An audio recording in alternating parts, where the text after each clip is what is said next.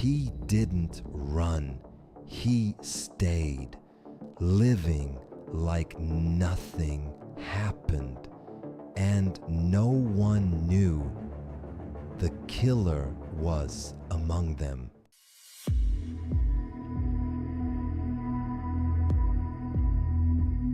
(1986), Hwaseong, South Korea, not far from Seoul. But at night, it felt like a completely different world. Fields stretched endlessly and streetlights were rare. Once the sun went down, the roads fell silent, doors were locked early. The sound of radios, the glow of televisions, those were the only signs of life. That night felt no different. People finished their day and quietly returned home. Late hours, empty roads, almost no one outside. And then a woman walking alone, a quiet path, faint light, and behind her, footsteps. For a moment, her pace slows, but she never turns around. A few days later, a report comes in. A strange smell is detected near a rural path. At first, it doesn't sound urgent, but something about it feels wrong. Police arrive at the scene, and the air immediately feels different, still heavy and unnaturally quiet. There's no wind, no sound, and even the smallest movement feels out of place. Detectives begin to search, moving slowly and carefully, each step measured, each glance deliberate. Then one of them stops. His gaze drops. Something isn't right. There on the ground, a woman. She isn't moving. Her body lies still, as if time itself had stopped around her. She had been there for some time, long enough for silence to settle into the scene. The area sealed immediately.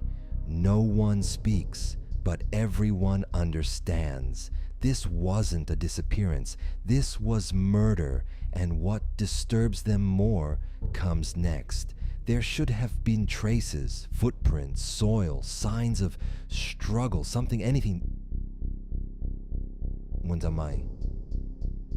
But almost nothing remains. No clear direction, no sign of resistance, as if everything had been planned, carefully, deliberately, from the very beginning. Months later, another woman disappears, again late at night, alone in the same area. This time, the fear feels different because he didn't stop. Police begin connecting the cases. The victims had nothing in common. Different ages, different lives, no shared routine, no clear link. But the pattern becomes impossible to ignore. They were alone. It was late, and they were caught off guard. The killer wasn't rushing, he wasn't panicking, he was waiting, watching, blending into the darkness, waiting for silence, for that exact moment when no one would notice. And when that moment came, he moved fast, precise, controlled. He left nothing behind, no noise, no witnesses, no hesitation. This wasn't impulse, this was control. And that made him far more dangerous. The village began to change, not all at once, but slowly, almost unnoticed. At night, people stopped going outside. Doors were checked twice, sometimes 3 times, and windows were locked tight long before the sun went down. People started listening more carefully to every sound, every movement. Footsteps on the stairs, a shadow near the window, even the faintest noise from outside. Things that once meant nothing now meant everything. Some couldn't sleep. They lay awake, staring into the dark, waiting for morning. Others kept the lights on all night because darkness felt too dangerous. And deep down, everyone understood this wasn't over, because the killings never stopped. The investigation grew, not just in size, but in desperation. Interviews, surveillance, tracking, every possible method was used. Detectives walked the same roads again and again, retracing every step the victims had taken. They stood where the victims had stood, looked at what they might have seen, and tried to recreate everything. The time, the conditions, even the air itself. But nothing appeared. No pattern clear enough. No evidence strong enough. No witness reliable enough. Every lead collapsed. Every clue led nowhere. And slowly, frustration turned into something heavier. It became doubt. Then a suspect emerged, a man who had been seen near the area at the right time in the right place. His behavior was unusual, just enough to raise suspicion. Police focused on him, questioning him repeatedly, pushing harder, digging deeper. They searched for anything, a mistake, a contradiction, a confession. For a moment it felt close, like they were finally getting somewhere. But then it all fell apart. He wasn't the one. And just like that, everything reset. The silence returned heavier than before, and the question remained, if not him, then who? As time passed, one idea became impossible to ignore.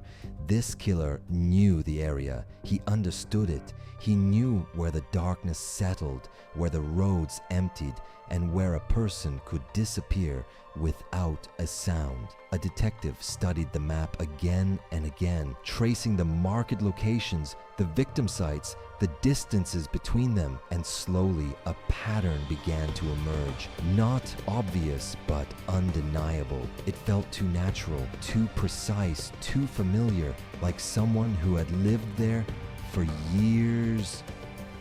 Then came the realization. Quiet, but heavy. This man didn't come from outside. He wasn't passing through. He lived here, among them. As time passed, one idea became impossible to ignore. This killer knew the area. He understood it.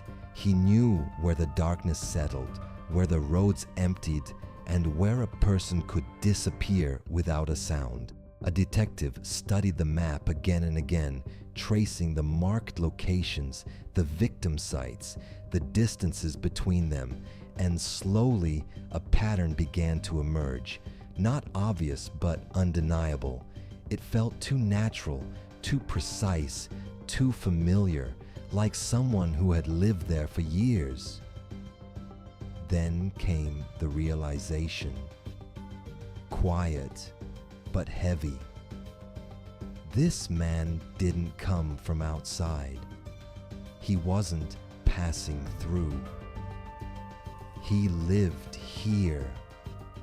Among them, there were clues, fragments of something that should have mattered. Someone saw a suspicious man. Another remembered a strange vehicle, but nothing matched. The timelines didn't align, the locations didn't fit, and the details kept shifting. Detectives mapped everything, tracked movements, and tried to connect the pieces, but the lines never connected.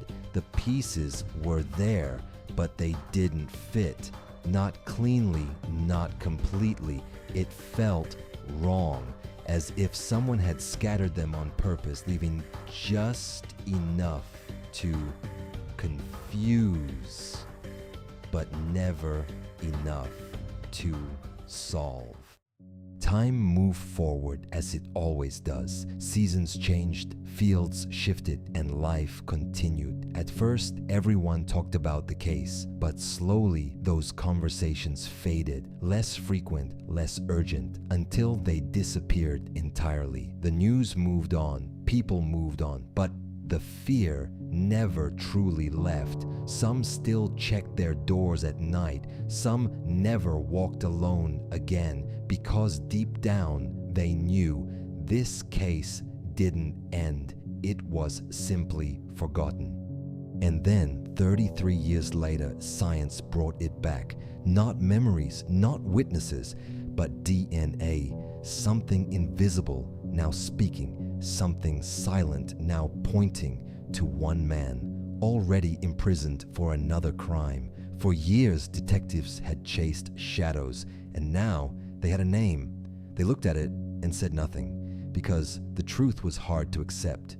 He had been living normally all this time, like nothing had ever happened. Someone's neighbor, someone's family, someone no one noticed, and for decades, no one suspected him. But not everything was answered, not even close. Why those victims? Why those nights? Why them? Those answers remain, and maybe they always will. But one thought stays: unavoidable, uncomfortable. The most ordinary person might be the most dangerous, the one you don't notice, the one you trust, the one who blends in.